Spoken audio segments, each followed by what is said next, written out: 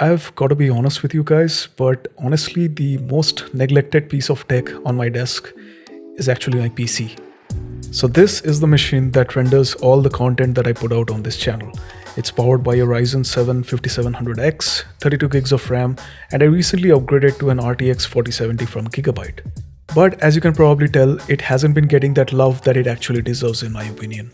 All thanks to the humid monsoon season and the endless construction dust flying around in my neighborhood, this thing has been collecting dust and grime like crazy. So here's the thing, my build is around 3 years old at this point, and to be very honest with you guys, I haven't actually got a chance to give it a proper cleanup, and that has been actually several months in my opinion. So I thought to myself during this break from YouTube, why not just go about and deep clean this bad boy and maybe just take you guys as well for the ride. I should also say here that I do have plans on making a few aesthetic upgrades to my build to make it seem a little less outdated.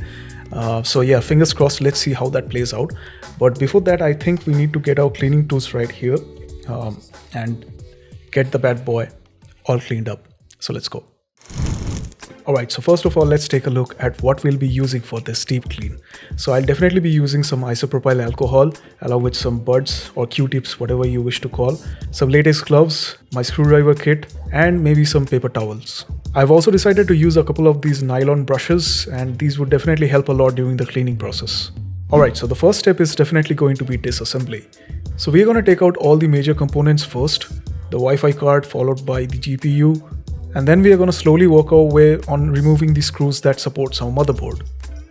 I should say here that you need to be very careful in these times because there might be a couple of connections to this board that has not been taken off, and just as you can see, I'm really getting a hard time in removing the board. But at the end, it all comes off easily, and then we are able to get to the next step. Alright, so the next step is definitely going to be disconnecting all of our fans, our SATA SSDs, and the remaining connectors that are from our PSU, and that will eventually be followed up by removing the PSU altogether. Oh man, that is just too much dust and dirt.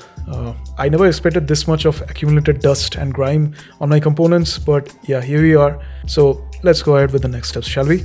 I almost forgot to mention this Ambren vacuum cleaner cum air blower that I bought recently, and this should also help a lot during the cleaning process. So here you can see me disassembling the fans from my CPU cooler, and that will be followed up by the entire cooler getting disassembled from the CPU. And yeah, just look at that. That CPU cooler has definitely seen better days. And now it's time for the CPU to come off, and yeah, that's definitely a lot more thermal paste that I had actually needed. So yeah, anyways, this will definitely look a lot better once we are actually done with our cleaning process. So we are definitely going to be starting with our motherboard first, and we are going to go ahead and remove the heat sinks from our VRMs and MOSFETs as well, because hey, this is deep clean after all. I'll also be removing these old worn off thermal pads because as you can see, they are really worn off and they definitely need replacing. It's a good thing that I have these spare thermal pads from Arctic lying around at my home, and I'll definitely be using these after the cleanup process. So let's get started with our cleaning process, and I'll let the video do the talking.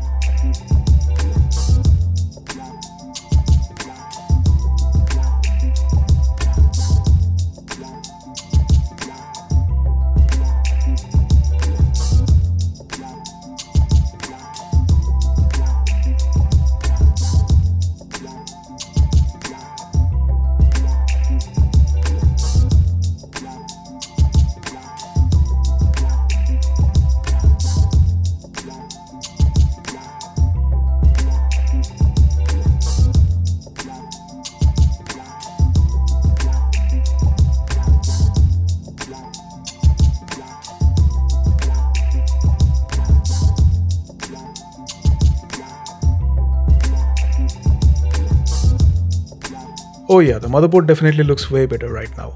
Let's move on to the rest of the components. So the next component that's going to be cleaned is definitely the CPU, and I'm going to urge you guys to be extra careful with this one because you have pins at the back side of this one. It's a PGA, not an LGA, so yeah, if you bend any of these, it'll be a nightmare.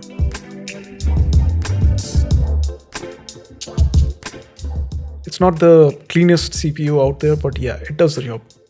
The CPU cooler is definitely going to be the next one that's going to be cleaned. I've kept all the fans to the side and I'll be cleaning them all together at the end. But before that, let's take care of the heatsink and the cold plate.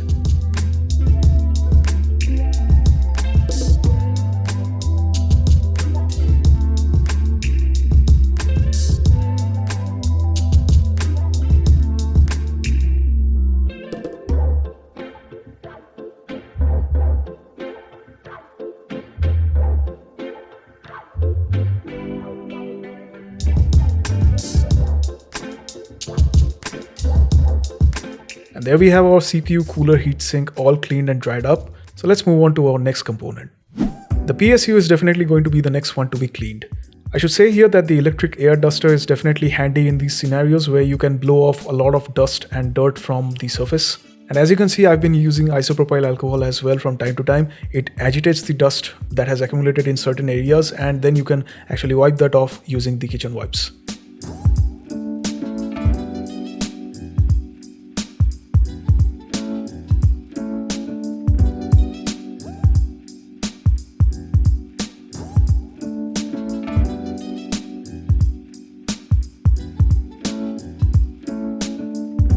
Next, moving on to our RAM sticks. These were definitely a lot easier to clean.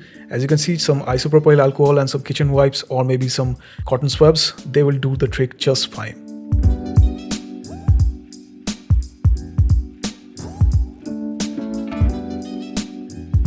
As for my storage options, the NVMe and SATA SSDs weren't that dirty to begin with, but nevertheless, I did some treatment with help of the isopropyl alcohol, and these are looking much better. The same goes for my GPU as well. The RTX 4070 has just been added to my build just a few days back, so it definitely doesn't need that deep of a cleaning. So we can just use my air duster to blow off all the surface level dust from the heatsink and the top lid, and I would say we are good to go. Oh, and another thing that I did was definitely remove that grime from the IO ports. So I would say that is definitely another job well done.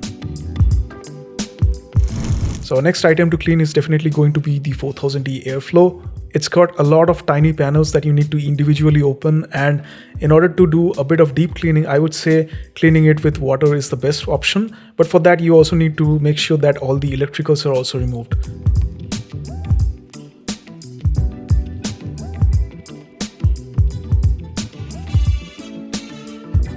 So the final things that are going to be cleaned are definitely going to be the fans, and that includes all the case fans along with the fans of my CPU cooler.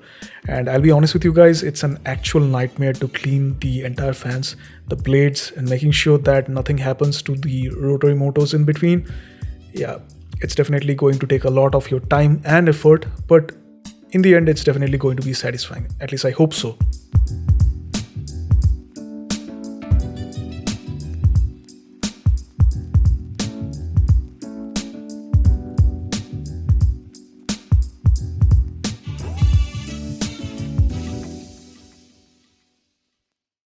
Alright, so with that, ladies and gents, I would say we are actually done and dusted. It definitely took a lot longer than what I had initially planned for, and it was also a bit tiring, but I have to say it was really satisfying to see the results in the end.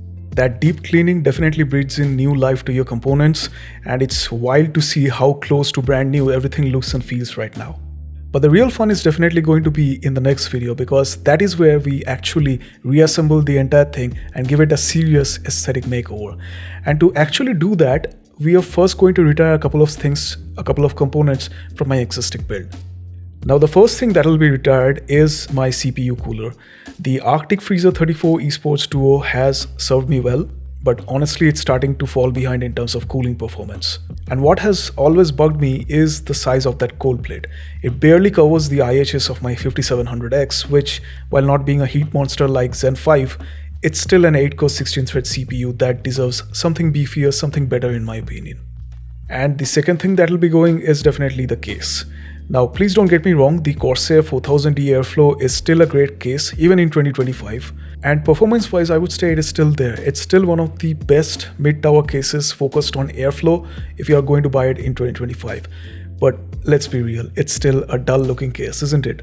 No matter how much RGB you throw inside, it doesn't compete with the modern builds I keep seeing these days.